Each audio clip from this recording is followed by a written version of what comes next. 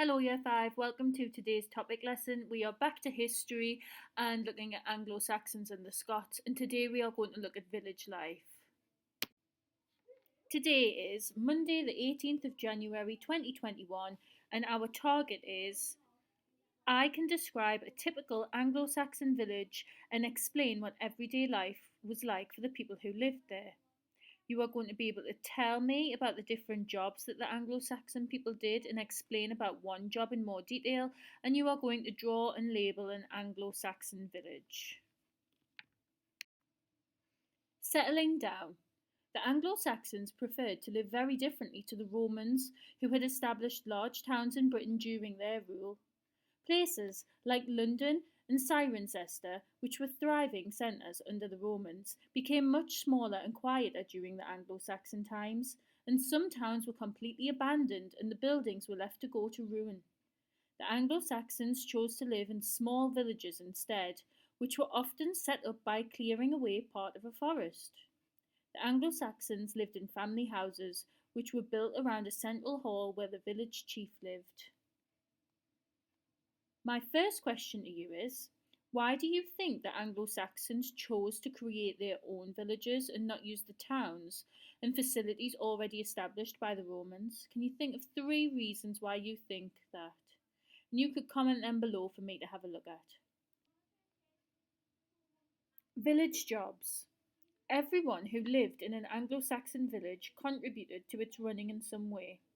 There were a variety of everyday jobs to be done, including clearing and ploughing the ground, grinding flour and making bread, growing crops and tending to livestock.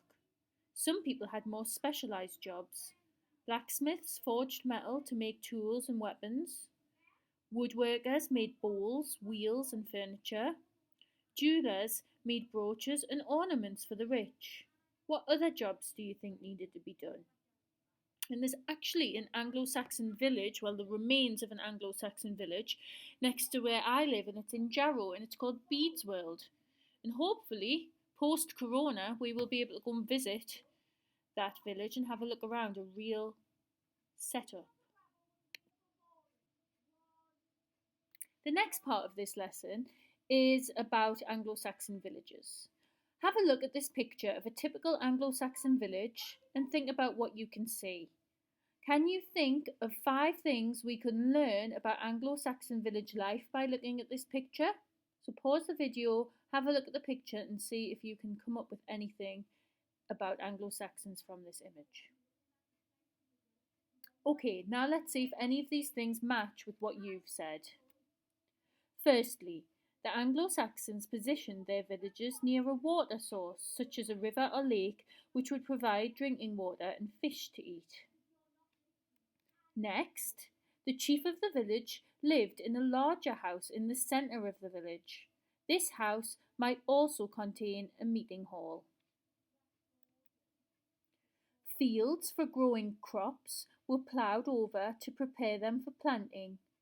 Oxen would pull a basic plough which was called an ard. Family groups lived in smaller village houses. Pots made from clay were fired, which means dried out and hardened, on a large open fire. Livestock was kept in the village. Children would often be responsible for looking out for wolves, which were wild in Britain during Anglo-Saxon times.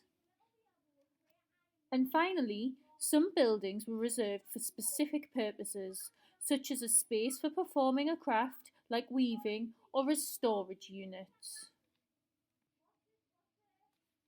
We have now gone inside an Anglo-Saxon house. What can you see happening inside this house? What can this picture teach us about how the Anglo-Saxons lived? Firstly, meat and fish are hung up at the ceiling above the fire so that the smoke can cure it, dry it out and preserve it.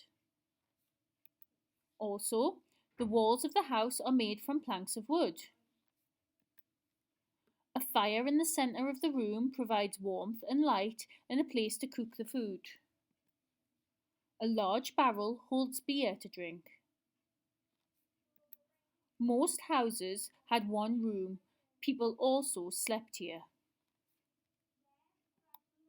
The roof of the house is thatched with straw.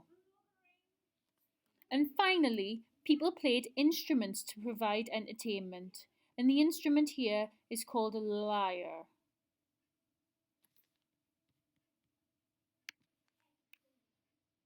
So, your second activity is using all the information we've learned about what an Anglo Saxon village was like. Can you now design and draw your own village? You should try to include as many features as you can to make sure your village is busy and thriving. You will also need to write labels to annotate all of the features of your village and show you understand what it was like to live there. So again, I would turn to a double page spread and make your village as exciting as you can. I can't wait to see them year 5. Good luck.